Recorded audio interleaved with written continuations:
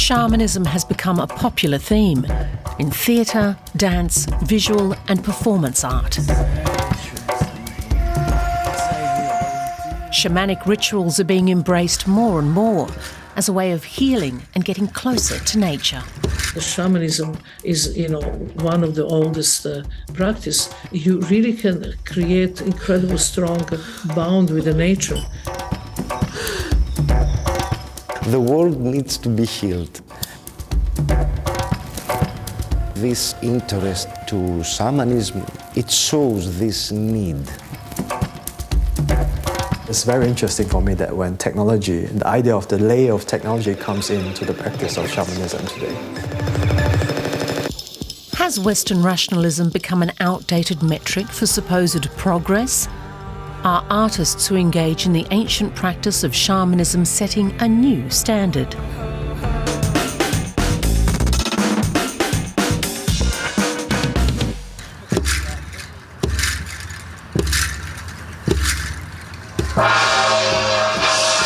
A gong, burning herbs, a syringe filled with human blood. These are some of the markers of a shamanic ritual.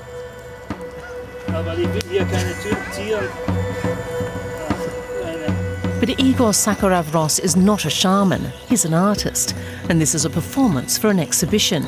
Even so, he recognises there's more to it. Und nicht ausatmen.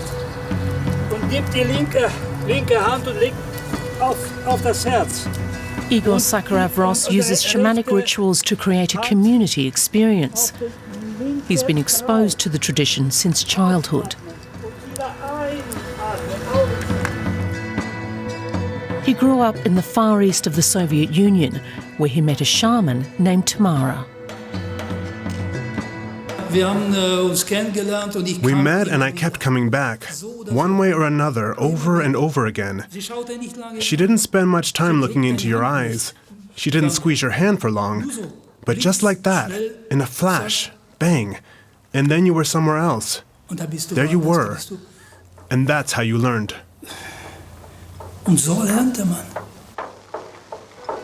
Tamara taught him how to understand nature and the herbs she used in healing ceremonies. This practice was officially forbidden during the Soviet era.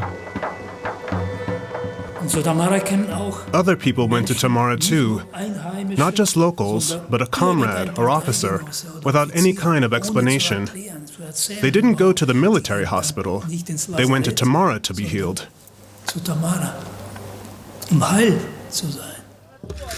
Igor Sakharov-Ross did not fit into the system.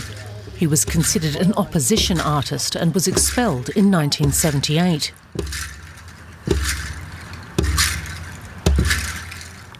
These spiritual experiences continue to shape his artistic practice. He wants to use them to bring people together and form communities. But that only works by decentering oneself. Und da steht Ja, das ist auf Kyrillisch heißt das Ich. Und das ist der letzte Buchstabe im kyrillischen Alphabet. Die letzte. The concept of the ego, which is so central in Western societies, gets symbolically burned, along with a personal wish. Only when you say goodbye to the I can you open up for the we, for the community.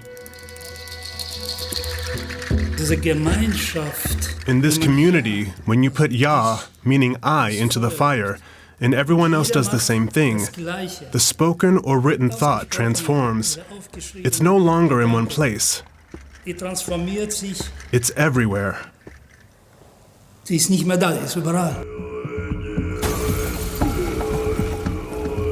Liu Yang also focuses on the dissolution of the self. In this film, the celebrated high-tech artist from Shanghai uses their image to create various avatars.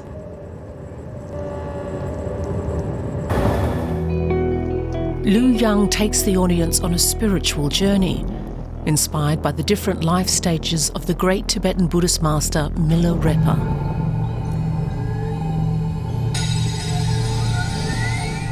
In the beginning, there's the hungry ghost, a vengeful spirit who apprentices with the shaman. the spirit abuses their powers, wreaking havoc. But like Milarepa, they overcome their bad karma.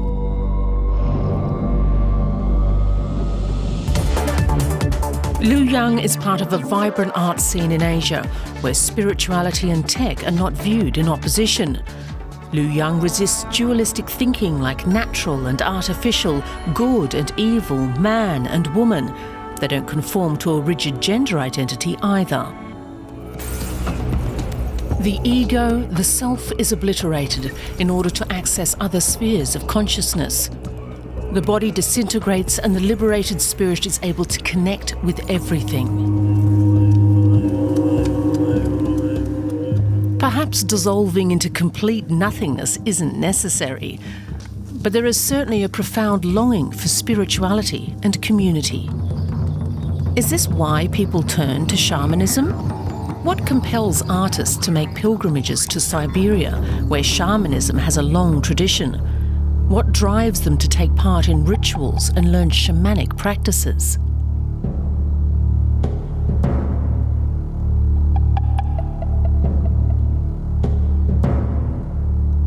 The areas surrounding Lake Baikal are considered to be the cradle of shamanism. The word shaman seems to be of Siberian origin, which roughly translates to spirit conjurer, but also the one who knows. Shamans act as mediators between nature and humans, between this world and the next, embarking on a perilous trance journey. The shaman exists in a network where everything is connected to everything. There's the sky and the earth, the forest, the desert and water, the human being and the animals and the plants. And what else is there? Also spirits and the ancestors. It's a very dynamic network, and the shaman is right in the middle of it.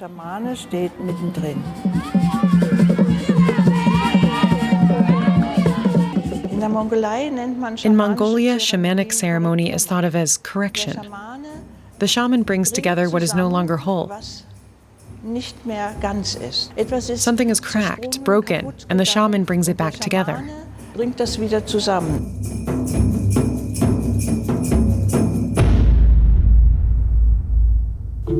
Connecting with one's internal powers and with the powers of nature, immersing oneself in other states of being and consciousness. Marina Abramovic's life's work revolves around these exact themes. The grande dame of performance art, who has lived in New York for years, has always been drawn to extremes. In her performances, she's exposed herself to danger, pain and humiliation. During her marathon of silence at the Museum of Modern Art, she received numerous visitors for more than 2 months, looking into each other's eyes, emptying the mind and letting go.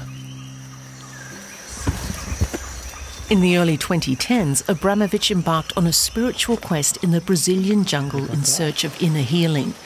She wanted to overcome her traumatic memories. I was always asking myself, what is the connection between rituals and performance? And why I'm so fascinated about rituals? And why rituals for me are so important to see, to go through, and to learn from them? I think the connection is transformation. You go through the ritual and you're not the same after this.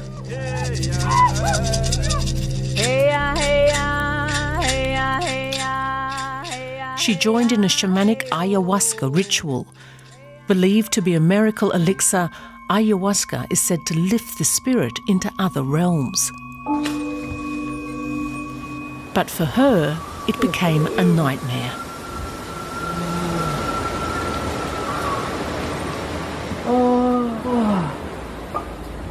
This was a really, for me, incredibly terrified experience, because I felt like my mind was broken in millions of pieces and I could not put together. But I was interested to understand what shamans means, and the only way to know that is to try, But I I'm much more for my old system without eating, without talking for a long period of time, because this is kind of very pure state of mind, which you know that you are not influenced by anything else. Abramovic had long been interested in how crystals and minerals influence the body and psyche. Her trip to Brazil was ultimately healing.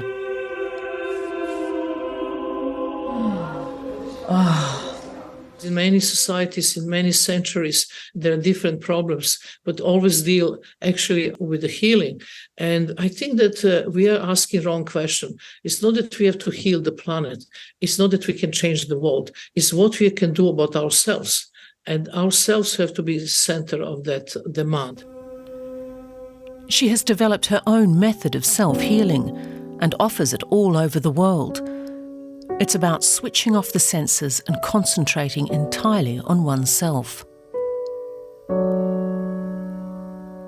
No cell phone, no talking, only counting grains of rice. The mind could hardly be any emptier. I'm not pretending that I will heal anybody. All of these activities can bring you more to yourself and to kind of stabilize your wandering mind. I never like to isolate healing as the only aspect of art, because if you take this, then you go into the healing business. You're not artist. Artist is something else. Artists have to, see the world as a total point of view. Meanwhile, the business of shamanism is booming. Websites advertising all kinds of workshops, courses and trainings. Promises to heal without confronting one's limits and without risk. A kind of shamanism light.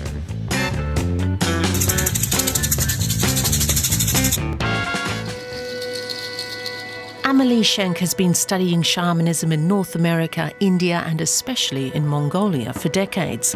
She's travelled there many times, lived there and participated in rituals. A true shaman would never say, "I'm a shaman." When you come for treatment, he would say, "I can give it a try." Otherwise, it's a false promise. Today we might say, well, the biochemistry between patient and healer is not working. In this case, the real shaman would send you away.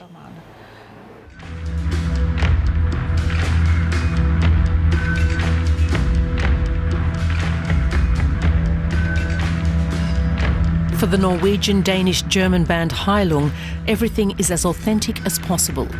Deer bones, drums that have been painted with their own blood, Nordic-style shaman clothing. Their worldwide tours are about much more than just concerts.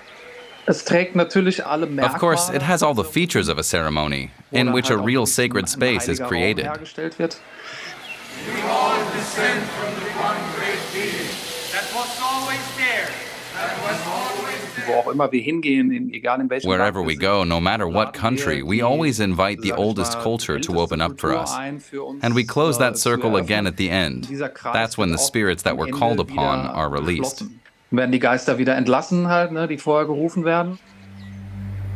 That's also why there are no encores.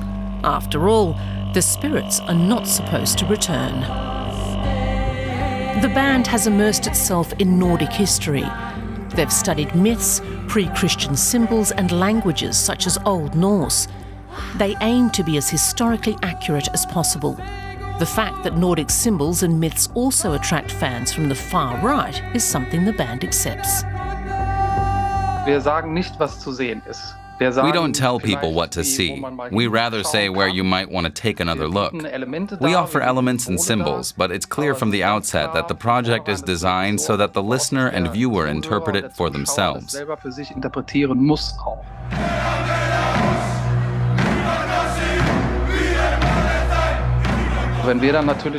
So, of course, when we make sound with swords or when the warriors beat a rhythm with spears, Everyone can decide for themselves what that means. Those who grew up with any kind of military background may look at the sword and simply see a weapon. Those who have a spiritual background and work with tarot cards see something completely different. For them, it's something spiritual. The band has been touring almost continuously for 2 years. Whether in the United States or Australia, their concerts sell out. Their fans know quite a lot about what the music from Northern Europe is all about. When we were in Thailand, we were really amazed how many people passionately worship the Norse gods, are familiar with runes, have tattoos, dragons, and so on. At first, we were totally floored. It was so unexpected. But after, we thought, well, why not? I mean, we all do yoga to no end. There are many Germans in the Alps studying Tibetan Buddhism, judo, kung fu, and all that. And so, of course, it's the same thing, just the other way around. What am I supposed to do if I want to talk about peace and understanding? Heilung means healing, which is what they've made their mission. Not only do they want to resurrect sounds of bygone eras, but their music is meant to have a direct effect on the body.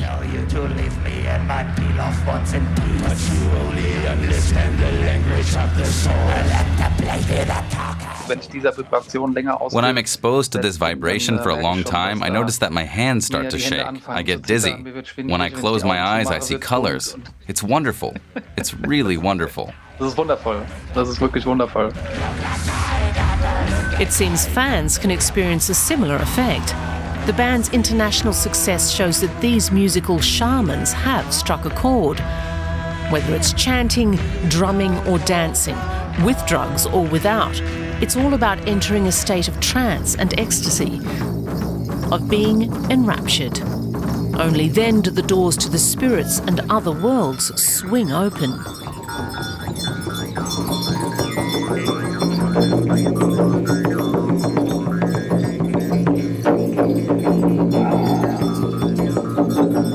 Before each performance, director Dimitris Tsiamis burns incense in a shamanic cleansing ritual. Nothing is decorative. Everything has symbolism. For the shaman is a source of energy, a source of images.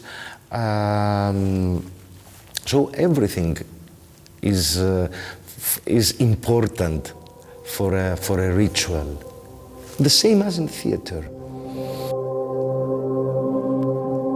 The Greek director is after a true form of theatre. Theatre should bring about catharsis, a kind of inner cleansing, as in the past. The audience and performers alike should feel a change.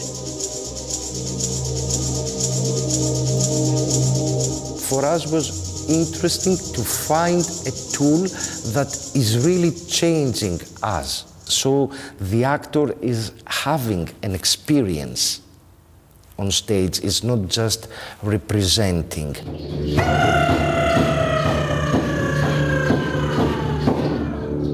Tsiamis has long been involved with shamanism and various trance techniques. In this performance, I'm using some breathing techniques. In a way, we can say we are going to the non-control with control.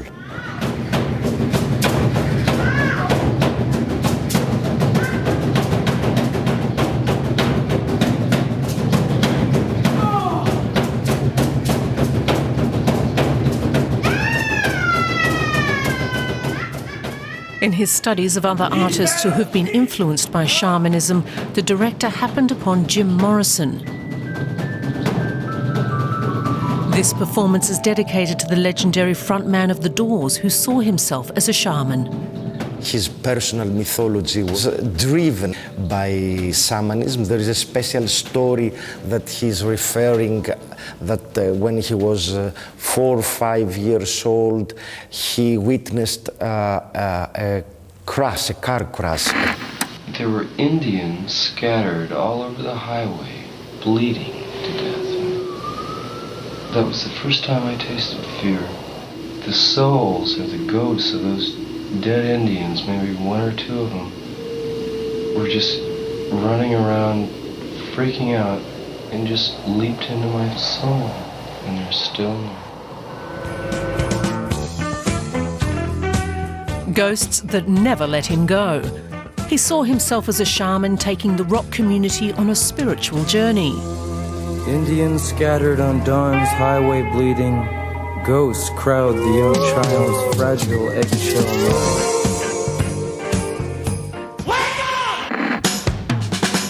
And others wanted to join him on his journey to unknown worlds.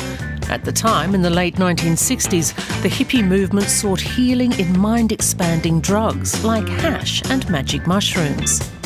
Ethnologist Carlos Castaneda wrote something of a cult book about his experiences with hallucinogenic plants among the indigenous people of Mexico. Disenfranchised Westerners were drawn to the indigenous population and shamanic rituals. Many wanted to embrace a holistic life, close to nature.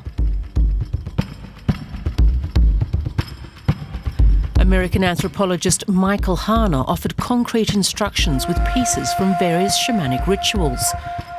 His so-called core shamanism was the beginning of an esoteric movement. Western followers especially sought the shaman within in droves. Artists of the time were also drawn to shamanism. Joseph Beuys from Germany shook up the art world with ritualistic performances, incorporating elements like honey, gold, leaf, felt and fat. Animals too played a frequent and important role. Beuys sought to unify nature, animals and humans. He spent 3 days in a New York gallery with a coyote, a sacred animal in many indigenous cultures in North America. For Beuys, his work also symbolised US governmental discrimination against indigenous peoples. Beuys stylised himself as a political shaman, representing their rights.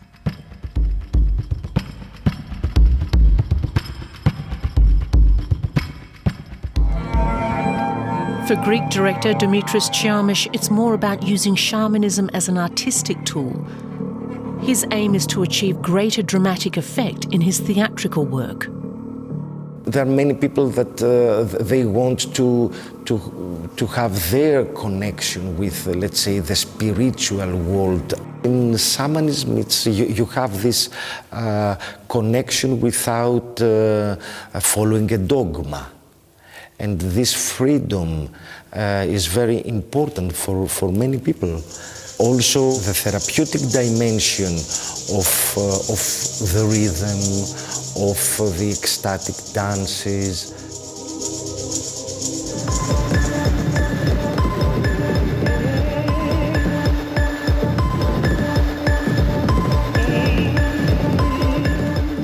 Choreographer Choy Ka Fai is intrigued by where and how people possessed by spirits fall into a trance, and how this can be captured with technical means.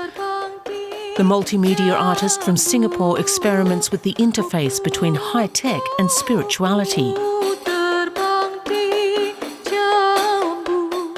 What happens when different practices of shamanism, where the body get possessed by different spirit, and what if I could capture the dance of the gods in a way through motion capture technology? Does it mean I could capture the essence of gods? Choy Ka Fai brings dancers and avatars together on stage, but he's concerned with something deeper. He wants to bring the spiritual into the relationship between human, machine and AI. Can the divine be released from the body and transferred to avatars? He's travelled to many countries to explore these ideas.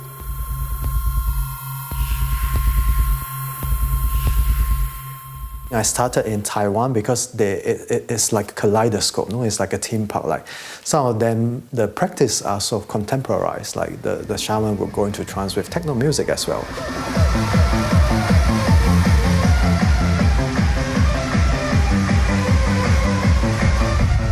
Today, it's practiced by teenage girls who perform on TikTok. And they have 1.9 million followers.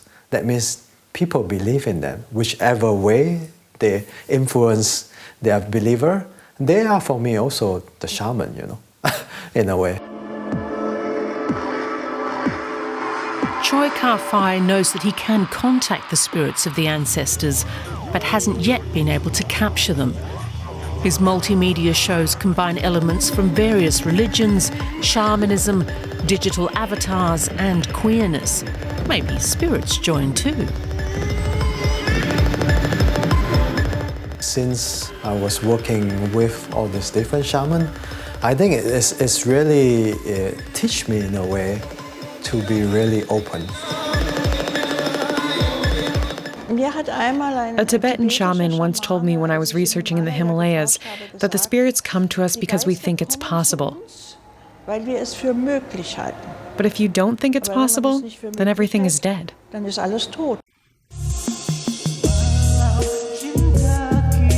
Letting go and opening oneself to other states of consciousness is perhaps the most difficult part for many Westerners, and what so many seek in shamanism. What's crucial is to believe. Have you had experiences with shamanism? Share your stories with us.